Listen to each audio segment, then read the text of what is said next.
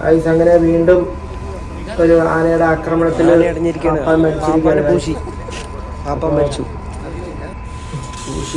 പൂശിന്നൊക്കെ പറയും. അപ്പോൾ ഇത് കോങ്ങാട് തടുക്കശ്ശേരി ഒരു അമ്പലത്തിൽ ഉത്സവത്തിന് കൊണ്ടുവന്ന ആനയാണ്. ഇടഞ്ഞു, പാപ്പാൻ മരണപ്പെട്ടെന്ന് അറിഞ്ഞു.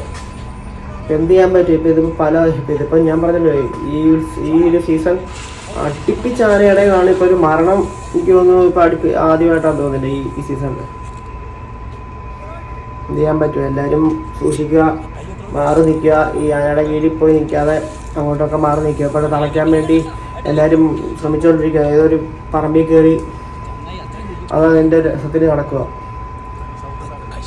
എത്ര പറഞ്ഞാലും ഏകദേശം പാപ്പാൻ്റെ കാര്യം പറഞ്ഞിട്ട് കാര്യമില്ല. അവൻ പാപ്പാനെ നോക്കത്തുള്ളൂ, വേറെ ആരും ഇല്ല.